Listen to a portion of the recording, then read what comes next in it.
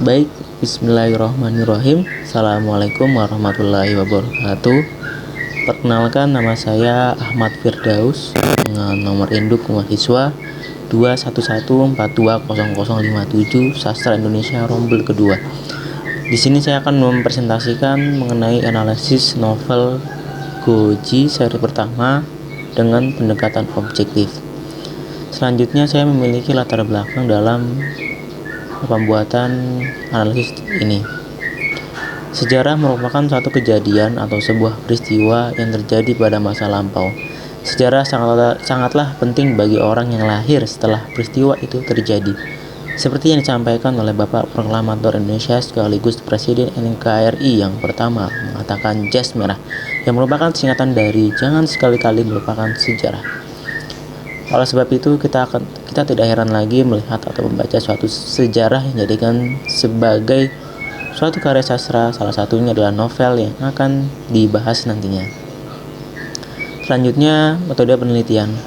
Menurut Siono 2013-2, metode penelitian pada dasarnya merupakan cara ilmiah untuk mendapatkan data dengan tujuan dan kegunaan tertentu. Berdasarkan hal tersebut, terdapat 4 kata kunci yang perlu diperhatikan, yaitu cara ilmiah, data, tujuan, dan kegunaan. Adapun metode penelitian yang akan digunakan penulis dalam menganalisis antara lain yaitu metode penelitian kualitatif yang termasuk dalam jenis metode analisis dengan cara mengidentifikasi data yang mencakup dari observasi dalam sebuah karya secara terperinci sesuai dengan apa yang akan dikaji. Selanjutnya, pendekatan objektif M.H. Abrams. Pendekatan objektif adalah pendekatan terhadap karya sastra dengan jalan mengkaji segala sesuatu yang ada di dalam karya sastra. Sedangkan menurut M.H. Abrams, pendekatan ini tidak mengaitkan sastra dengan hal di luar sastra. Pendekatan objektif menjelaskan unsur-unsur dalam karya sastra itu sendiri, misalnya unsur-unsur intrinsik dalam prosa, puisi, dan drama.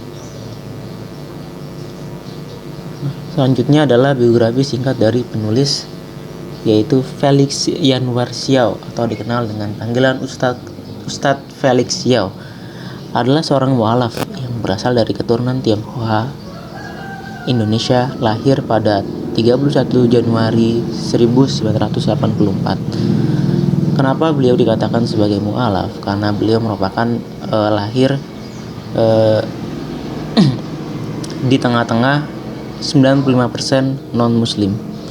Pada awalnya, beliau merupakan orang yang tidak percaya dengan adanya agama.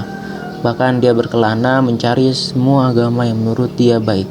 Dan akhirnya, menurut beliau, Islam adalah agama yang tidak bertentangan dengan akal manusia. Sehingga dia memutuskan untuk masuk agama Islam dan mempelajarinya secara mendalam sehingga menjadi pendakwah hingga saat ini. Selanjutnya adalah sinopsis singkat. Pada mulanya umat muslim menginginkan agar kerajaan Kristen mau masuk Islam dan menjadi mu'alaf. Jika mereka menolak, maka mereka dianggap sebagai penghalang suruhan Allah sehingga harus ada tindakan.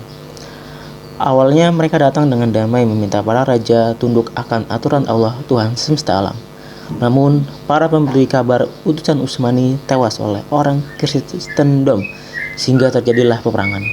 Dalam peperangan tersebut, para mujahid Islam jatuhan yang mengakibatkan Sultan Murad dan anak pertamanya tewas dalam peperangan itu. Selanjutnya adalah unsur intrinsik yang terdiri dari tema, alur, latar, tokoh dan penokohan, sudut pandang, dan amanat. Tema dari novel The Chronicles Gozi The Rise of Ottomans atau Gozi seri pertama ini memiliki genre cerita antara lain, yaitu 1. Genre petualangan. Genre petualangan ini bisa kita lihat pada yang digambarkan oleh penulis tentang perjalanan seorang sultan, yaitu Bayezid pertama. Dia memimpin pasukannya untuk berkelana mencari wilayah-wilayah yang belum menjadi agama Islam. Selanjutnya adalah sejarah. Sejarah diambil dari latar kerajaan Utsmani dan kerajaan-kerajaan Kristendom lainnya. Selanjutnya adalah alur. Alur yang digunakan dalam novel ini yaitu menggunakan alur campuran. Pada bagian pertama atau pada bab pertama kita disajikan mengenai seorang tokoh utama sejatinya, yaitu Muhammad Al-Fatih yang akan menaklukkan Konstantinopel. Namun pada bab kedua dijelaskan kembali zaman mundur sekian tahun yang menjelaskan mengenai kakek atau wujudnya si Muhammad Al-Fatih tersebut hingga akhir bab. Namun di tengah-tengah bab juga dijelaskan kisah sedikit mengenai si Muhammad Al-Fatih. Jadi yang digunakan dalam novel ini adalah campuran, alurnya maju dan mundur. Selanjutnya adalah latar. Berikut adalah potongan kata dari novel Ghozi seri pertama yang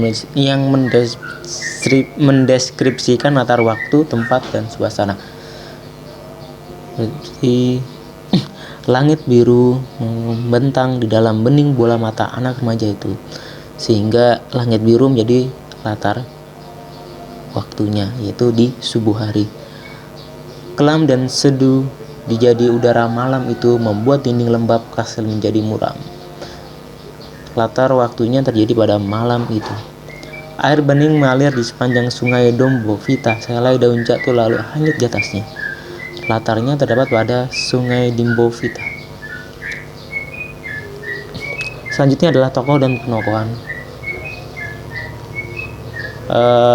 Tokoh dan penokohan itu ada pertama Sultan Bayezid I, terus yang kedua Sigismund, Mircea, Jonas Hunyadi, Ehsanuddin Izzetoglu. Sultan Bayezid I. Bayezid I adalah tokoh utama dalam kisah ini, dalam novel ini. Pula Bayezid digambarkan sebagai tokoh pemimpin yang bijak dan bertanggung jawab. Selanjutnya adalah Sigismund. Sigismund adalah tokoh antagonis yang ada pada cerita ini. Dia digambarkan sebagai tokoh yang memiliki kekuasaan yang cukup luas, yakni sebagai Raja Hungaria, Raja Bohemi, Raja Lombasdia, dan Kaisar Romawi Suci. Dia memiliki sifat tegas, pemberani, namun sombong dan licik. Bahkan dia tak segan ingin merebut kekuasaan dari sekutunya sendiri, yaitu dari Mircea. Mircea merupakan sekutu terbaiknya. Namun pada novel kedua akan dibahas Sigismund melakukan tindakan licik, yaitu merebut kerajaan Mircea, atau kita sebut kerajaannya itu bernama Wallachia. Bahkan pada perebutan kudeta tersebut Mircea tewas oleh penyuruhnya, dan istrinya juga tewas. Yang selamat pada saat itu adalah kedua putranya. Namun tak berselang lama di novel kedua juga putranya akan tewas. Selanjutnya adalah Mircea I yang tadi kita bahas. Mircea adalah seorang prophet, yaitu seorang raja di wilayah Wallachia, yang dimana ia memimpin secara kejam, bahkan tak memandang bulu siapa yang ia bunuh. Hal ini digambarkan ketika dua orang utusan Turki Utsmani datang untuk menyampaikan pesan dari Bayezid. Lalu karena Mircea tidak terima, tiba-tiba dalam sekejap Mircea mencabut sebelah belati dan menikam perut seorang utusan Utsmani. Jonas Hunyadi. Jonas Hunyadi adalah jenderal yang berkepribadian dingin dan kejam, seorang ahli strategi perang yang tangguh, salah satu orang kepercayaan Sigismund. Selanjutnya adalah Ehsanuddin Izzetoglu. Beliau adalah seorang prajurit yang menjadi penasihat militer utama pada pemerintahan Sultan Murad I, seorang ahli strategi yang tetap mengabdi hingga usia lanjut. Banyak sekali tokoh-tokoh yang diceritakan dalam novel ini, namun penulis tidak menceritakan secara mendetail sehingga peran mereka hanya sebagai figuran saja. Selanjutnya adalah sudut pandang. Dalam novel ini, penulis menggunakan gaya bahasa dengan sudut pandang campuran karena tidak membahas sudut pandang orang Islam saja, melainkan mengambil sudut pandang dari orang Kristendom juga. Amanat suatu hal yang bila mana dilakukan dengan cara dingin kepala, maka tidak akan ada perpecahan atau pertikaian di antara dua kubu. Islam mengajarkan kepada kita agar bisa menjadi seorang pemimpin yang disayangi masyarakat dengan berperilaku bijaksana, dan bertanggung jawab atas keputusan yang nanti dibuatnya. Selanjutnya, agama Islam dan agama lain pun bisa hidup saling berdampingan tanpa adanya peperangan atau perselisihan dengan menerapkan toleransi agama. Kesimpulan. Dari analisis di atas dapat kita simpulkan bahwa pendekatan objektif adalah pendekatan yang lebih terfokuskan terhadap unsur intrinsik pada suatu karya sastra sebagai karya yang hanya mementingkan unsur-unsur membangun ada pada karya itu tanpa memerhatikan pengarang, pembaca, dan alam semesta. Selanjutnya, pendekatan objektif merupakan dasar yang kuat untuk pandangan yang menganggap karya sastra sebagai struktur yang otonom. Menurut Theo 1988 halaman 51, dikutip dari beberapa pakar sastra barat bahwa sekitar tahun 340 sebelum Masehi di Athena, Aristoteles telah meletakkan konsep tersebut dalam bukunya berjudul Poetik. Berikut adalah daftar pustaka yang digunakan peneliti dalam mengkaji novel Gozi seri pertama. Dan terima kasih kepada semuanya yang telah menyaksikan. Wassalamualaikum warahmatullahi wabarakatuh.